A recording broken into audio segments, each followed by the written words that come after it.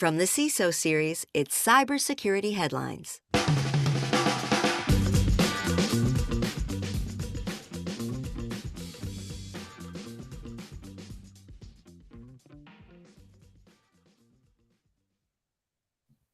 Infrastructure threat actors make serious waves, business email compromise attempts on the rise, and TickTock makes progress on Project Texas.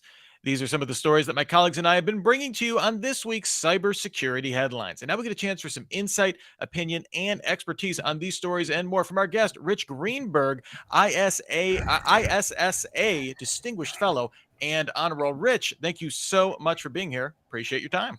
My pleasure. Been watching and listening to this stuff that you guys have been putting on. Love it. Keep it up.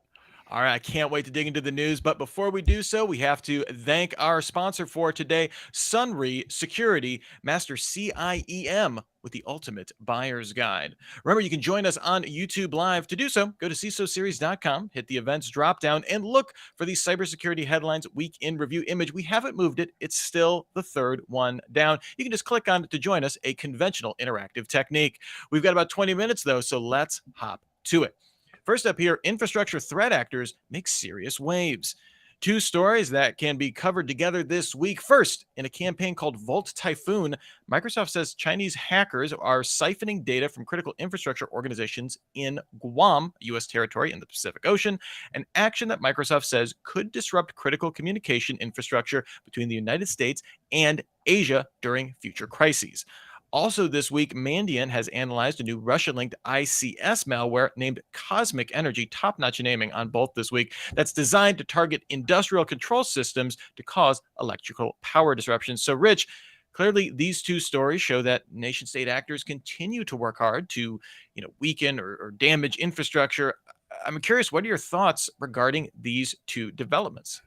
Well, these two important stories show that both Russia and China are stepping up activity to create the malware, and they're focusing now on critical infrastructure.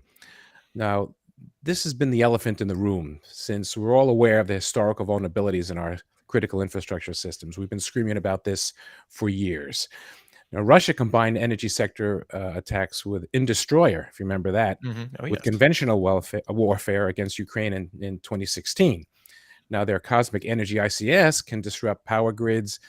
The question is this the latest effort, and are they preparing for an escalation in the war with Ukraine? Or even more enticing, is this something that they're looking for because of NATO's response and U.S.'s commitment to fight against them through Ukraine? Are they planning something more devious for us?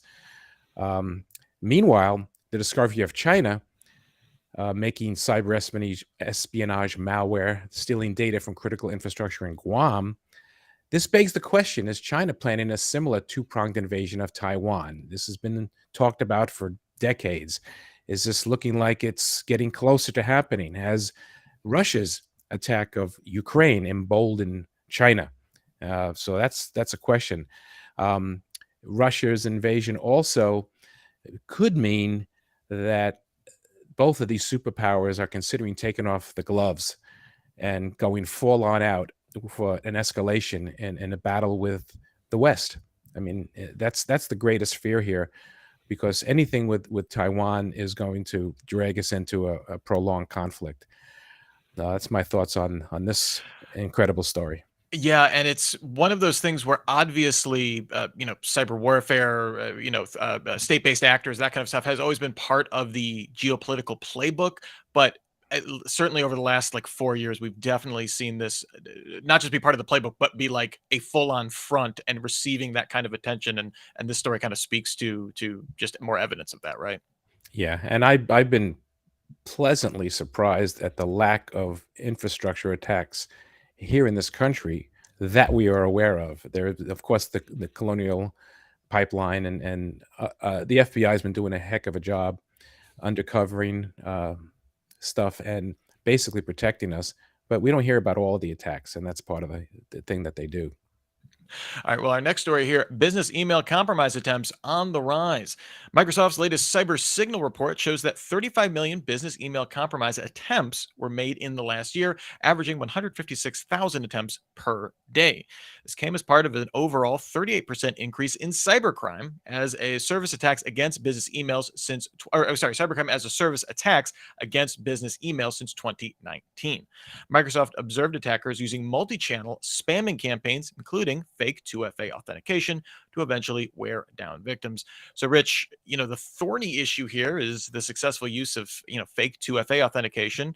We've heard multi-factor 2FA seen as a technique that security experts have been touting as better than passwords alone. Is this just bad actors inevitably targeting the latest security standard? And does anything else stand out about this? Two basic issues in this story, right?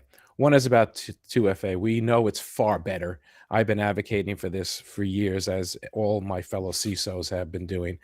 It's clearly better than just passwords. Passwords suck. We all know that.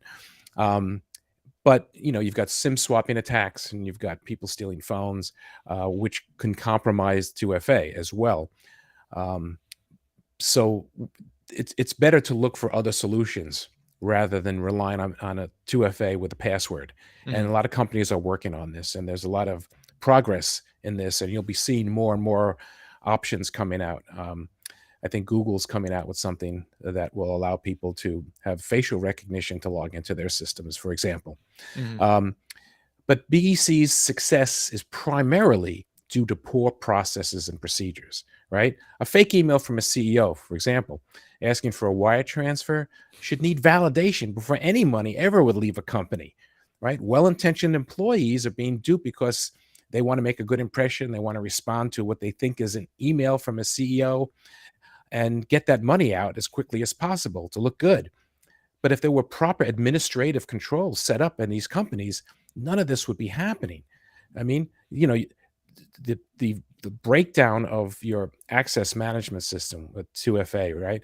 That's Mhm. a whole separate issue, and that's across the board with all types of things. But just for BEC, you set up the proper way to respond to a request from a CEO or CFO to get money out.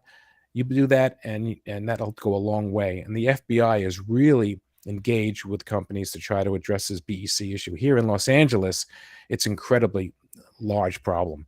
Companies are really getting bombarded with these kinds of attacks, and they're being successful because, again, people aren't bothering with good process.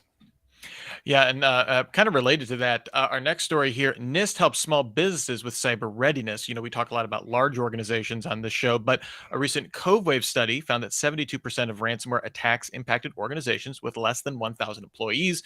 29% of attacks hit those with less than 100. So getting, fairly small organizations. To respond to this reality, the National Institute of Standards and Technology launched the Small Business Cybersecurity Community of Interest, or COI, aiming to communicate better with small businesses, kind of providing a two-way street there for getting feedback and then providing guidance. So, Rich, this looks like a pretty proactive move. Do you think that NIST will have a better chance at getting through to SMBs? Given that various branches of government have kind of been doing the same, we've seen this drumbeat from the Biden administration now for a while. Is NIST the organization to do this? I guess. A good story. You sure this belongs here? Wow, good news. Yeah, I know. We every once in a while we strike some gold, right? All right, it's a Friday. Why not? All right, so I obviously I love this initiative, right? Just like I love what CISA has been doing to engage Mhm. companies and improve the public-private partnership and get the word out. Now I salute both of these organizations for stepping up and becoming more active participants in helping to secure American businesses of all sizes, right? Now we all know SMBs are far more vulnerable to cyber attacks. They're a juicy target, and that's due to the complicated nature of building a good security plan and deploying it, maintaining and managing it. It all comes with a price tag, right? And an SMB, let's face it, they are not poised to build a program just like enterprises can do, right? Money's just not there. And outsourcing is gaining traction, which can be a great assist for them.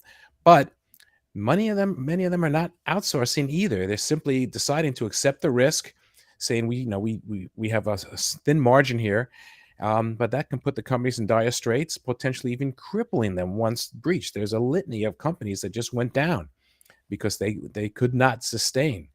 Now NIST, it's a well-recognized name, right? It's even among many of the smaller companies, they've heard of NIST. There are NIST standards for pretty much everything. Um, I think is there one about being a guest on a show? I'm not sure. I'll have to look. We'll have to look up the protocol. Yeah. So they're the de facto standard, right, for protecting critical information. There's other things out there, right, a whole bunch of them, but I think the most popular is NIST. So because of this popularity, this initiative can go a long way to help SMBs, right? And it also can help overcome some of the distrust that many SMBs have for government. And I think that those two things make this a great story and a great potential for helping to address some of the problems that they're experiencing. Yeah, and I like that this is based on communication, right? It's not like a series of dictates that's like, here's what you have to do. It very much seems like NIST wants to know what's the situation on the ground. What are your pain points? What are you seeing? What are you dealing with?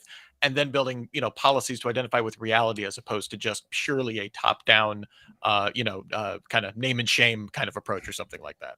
Yep. All right. Well, before we move on to our next story, we have to spend a few moments with our sponsor, Sunry Security. Did you know that 81% of breaches are due to compromised identities? It's a sobering statistic and one that enterprise organizations cannot afford to ignore. Sunry Security has made a name for itself by securing enterprise clouds from the inside out, securing every identity, access, and permission in the cloud. Download Sunry Security's new CIEM Buyer's Guide to learn more about fortifying your cloud from the inside out at sunrysecurity.com. That's SONRAI security.com. Next story here, the power of pump and dump fakery. Two stories that occurred this week can be covered together. We'll just put them in together here, make a glorious cybersecurity news sandwich here. A fake photo surfaced on social media that appeared to show an explosion near the Pentagon. The false reports were picked up briefly by some major media outlets. Also, the Cuba ransomware group removed its listing of the Philadelphia Inquirer on its darknet extortion site on Wednesday after the paper cast doubts on the authenticity of documents that the criminals had provided for download, effectively saying, hey, we breached you, and the Inquirer going, doesn't seem like it. So, Rich, here, both these cases, fake news was able to, once again, travel around the world before the truth got its boost. On the case of the Pentagon story, a lot of people could theoretically have made a tidy sum for writing the stock market, if you know that story is coming and playing the market accordingly. The same could be suggested of any company who's mentioned as being breached, like the Philadelphia Inquirer, even if the story is not true. Sophisticated cybercrime organizations are always looking for new ways to generate revenue. I'm curious, do you see this variation on kind of a pump and dump scheme becoming more prevalent as a crime vector? Or, I'm just curious what your take is on both of these. Well, yeah, clearly an escalation of fake news. This is not only influence the stock market, it can change countries' fortunes. I mean, the potential is amazing. So the usage by nation states will escalate. That's happening. It's going to happen. And they'll be used to influence elections in their countries, elections in other countries. See, in current dictatorships, they're running the news. It's different, right? Yeah. But externally, we've been able to rely on a certain amount of trust in what we're seeing and hearing. This can potentially compromise all that, and we'll be living in a world where we won't know what's really happening. Companies also will use this to influence all type of financial aspects. Just think of the mergers and acquisitions, right? Companies can start throwing news out there. May not be true, may be true. It'll influence whether a company gets bought for billions or their value drops to pennies on the dollar, right?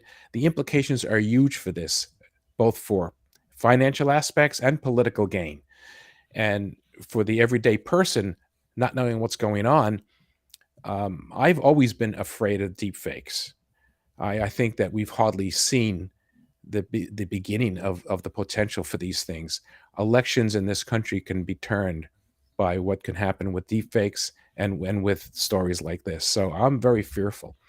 Getting more specific about the Cuba situation, we really don't know what happened. Was Cuba maybe scammed by a partner? Right? No, there's no honor among no honor among criminals. We know that. Or potentially, here, this is an interesting thought. Did Cuba do this deliberately to break the news without really sharing any of the data and giving any clue to the company, right? Or did they maybe upload the wrong company's data? This happens. All right. Now, BlackBerry security researchers have suggested that the gang's a front for Russian state-sponsored hackers, right? Mm, So clearly a state-sponsored thing. We know about the increase in ransomware attacks by uh, Russia and other countries. Um, in December, the FBI issued a warning about the Cuba gang. It claimed it hit more than 100 organizations worldwide, demanding over a 145 million in payments, and they successfully extorted about 60 million. And that's just since August of 2022. And that's yeah, just wow. one of these organizations. All right. Well, our next story here, TikTok makes progress on Project Texas. TikTok's attempts to ease U.S. concerns about it sharing user data with China envisions U.S. user data stored domestically and overseen by the TikTok U.S. Data Security Committee, which will be independent, overseen by CFIUS and all that kind of stuff. In an update on this project, TikTok said it's on track to have all U.S. user data hosted in the U.S. Oracle data centers are now the default destination for U.S. user data.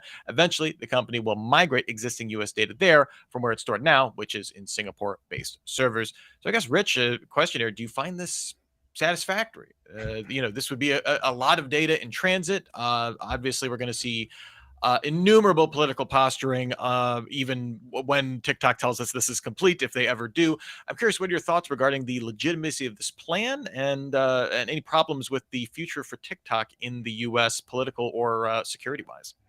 Interestingly, this announcement came only a week after Montana's Governor Greg Gianforte signed a bill into law that bans TikTok statewide.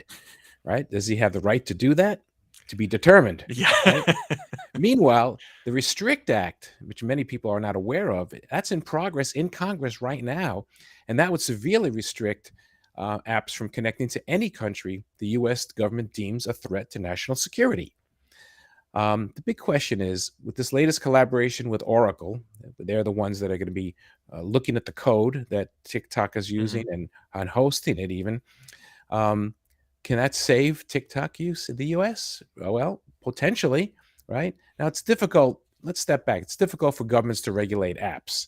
And it seems the majority of Americans don't seem to even care for the same concern of privacy as do our European counterparts. So that's a big problem. TikTok's future in the US? Well, until there can be some federal legislation, and that's still to be determined, we're not sure. This is a huge step. It's a largely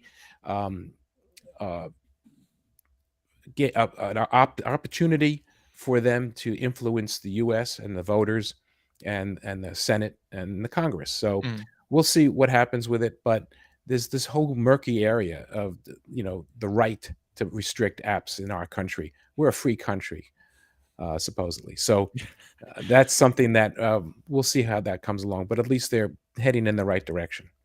Yeah, I mean, TikTok is certainly financially motivated, right? To try and get ahead of this. That's always my thought. It was like people just they want to make their billions. They want to be the hottest app in the world. Like, but that has never stopped politics in the past. So we Right. got a lot of friends on Capitol Hill. So that's the interesting part of all of this.